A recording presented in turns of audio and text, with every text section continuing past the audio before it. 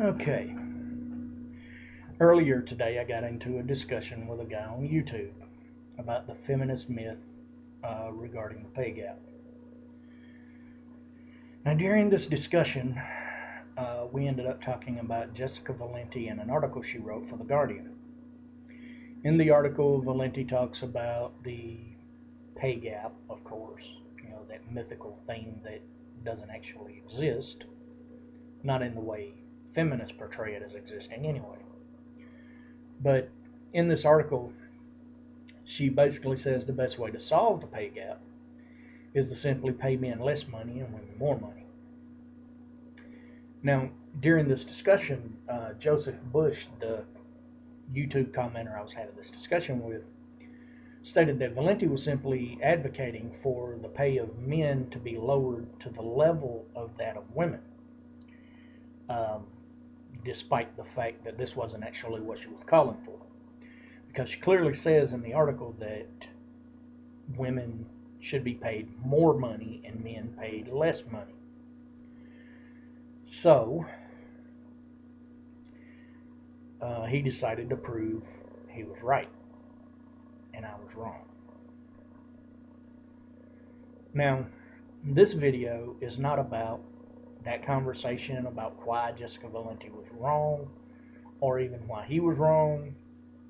This video is more in line with the fuckhate.com video about the potty mouth princesses and the photo album, not photo album, calendar, sorry, calendar that fuckhate.com was going to put out that sexually objectified men. Um, in that video, I basically talk about how feminism has this double standard and how it's dishonest and stuff like that. And that's what this video is about too. It's kind of like further proof of that. Now, I may actually turn these into a series if I get enough evidence coming up, and I seem to be getting it almost every day, it looks like. So, who knows, maybe I will, maybe I won't. But here's what prompted this particular video. During the discussion, Joseph decided he was going to prove his point about the pay gap with a Pew Research Center article. Now, I actually took the time to read the entire article, and I realized that Joseph, from his arguments and from his linking of this particular article, that he was actually doing what a lot of other feminists and their allies do, and he was being completely dishonest. But what surprised me even more was, as I read the Pew Research article, it seemed that Pew was also either intentionally or unintentionally being dishonest. Because in it, they're equating what one is paid, either hourly or salary, with what one earns, the total that is earned from working, which is a dishonest comparison because there are two very different things and two very different aspects of the compensation for labor scale. Uh, but before I do this, let me explain to you what the feminist argument for the pay gap actually is, and why I think it's a myth. Um, they usually use the equal pay for equal work narrative. Um, the narrative that when that women are not being paid the same hourly or salary-based pay as men to do the exact same work. So when you hear a feminist or a feminist ally talk about equal pay for equal work, this is actually what they're talking about, not uh, the overall pay. They're actually trying to paint it as society just condones not paying money the same amount hourly or salary wise that you would pay a man.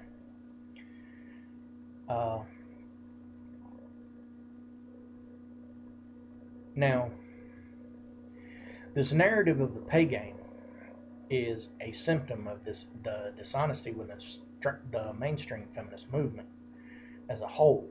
The dishonesty seems to have somehow made its way into mainstream media outlets and research centers and stuff like that as well.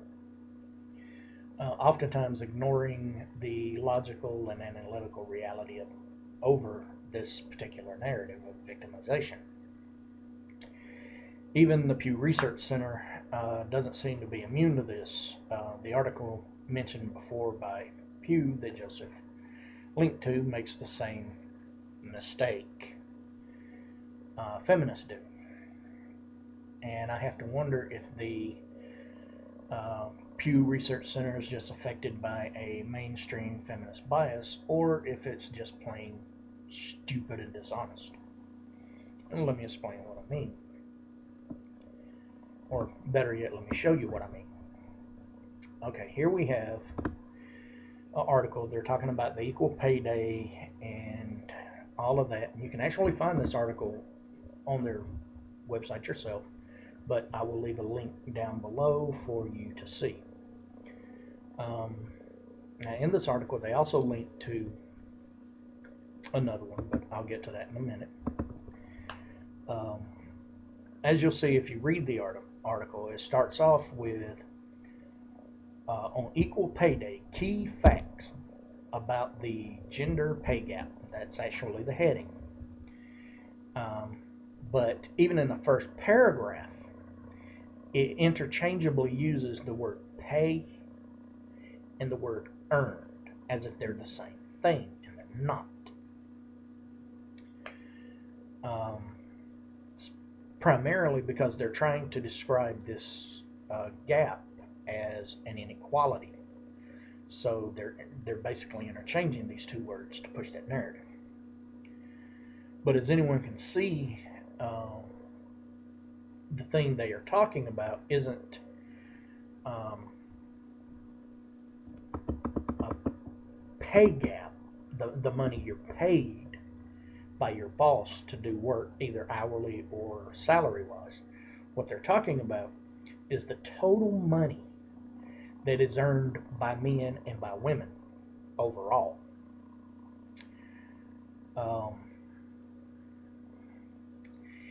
In the first sentence of paragraph 3, we read, according to the White House, full-time working women earn 77 cents of what their male counterparts earned. That is not a pay gap. That is an earnings gap. Now, the earnings gap has a legitimate reason for existing, but that's beside the point. Then it goes on to discuss how women are earning less than men and would have to work more hours to earn what men earn. Now, the irony here, of course, is that the reason men are earning this amount of money more than women is because men are actually working those extra hours to earn that extra money.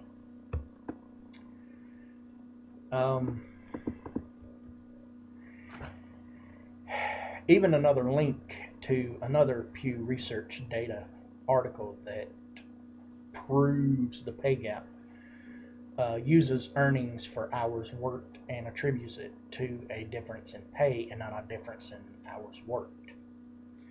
The last few sentences of the Pew Research data one that showed how they came up with their 84%, not 77%, it actually comes to a conclusion about hours, but they portray it as a pay gap. You can see the other article here. It's called How Pew Research Measured the Gender Pay Gap. And if you go through it, it talks about a bunch of different things, but the part that kind of rings my bell is here where it says, regardless, the pay gap estimates show that women earn 16 to 19% less than men. That's not 23%. What explains this gap in the earnings of women and men? Some of it is due to the differences in the types of jobs occupations women and men do, and some of it is due to the effects of parenthood on women and men. So here you have them admitting that this is not a pay gap, it is a earnings gap, because it is all about what women earn, not what women are being paid.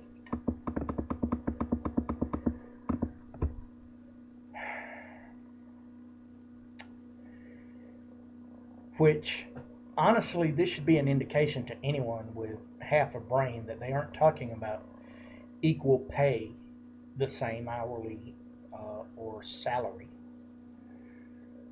for equal work doing the same job. They are in fact talking about overall earnings regardless of occupation. I mean, it said so right there in the article. So if you need proof of the bias and idiocy of this dishonesty, all you have to do is look at this video by BuzzFeedYellow on the YouTube channel too. Because while looking into a lot of this stuff, I was actually looking at some different things, and I came across this video. It's actually kind of funny, by BuzzFeedYellow on their YouTube channel. It's titled, "One Woman Discovers the Wage Gap." But the true irony is that it exposes a number of problems with the pay gap myth and the pay gap narrative. After you watch this video, I'm actually going to show you the video. I will give my opinion on what this video displays and my overall thoughts about those who push this pay gap myth. All right, here's the video.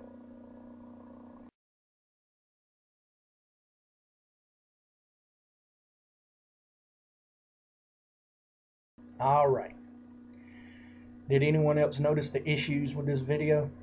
I mean, aside from the stupidity of it, of course. Well, I'm going to actually touch on the very first thing I noticed, and it's actually the most subtle one. That namely being this word game that is being played here. And it's usually played by people who can't take criticism of their arguments. The discussion of the pay gap originally began using the equal pay for equal work argument. And then it slowly evolved into no longer being a pay gap, but being a wage gap. So they could justify using the evidence that overall men earn more money than women to justify their attempt to stop men from earning more money than women by actually breaking the law that is set forth by the Equal Pay Act. So in this video, you see her and her co-worker talk about how much they earn, and he earns like 1,000 and something. She says, "I earn like 78% of that." And so she then goes on to do quote unquote 78% of her job. But at the very end of this video, you actually see something that's quite interesting. You actually see them inadvertently prove one of the reasons why women actually earn less money than men. You see her boss talking to her about her not doing her job. And you see her towards the very end, you see her like look at her watch and say, "Well, time's up. I wouldn't want you to have to pay me for overtime." And then he says, "But I need you to come in on the weekend." And she more or less says, "Yeah, right, like good one, you know." So that right there gives you two examples of why women make less money than men, even though they inadvertently did it trying to make a joke. For one, women generally work less hours than men. They also take more vacation days. They also take less promotions than men do.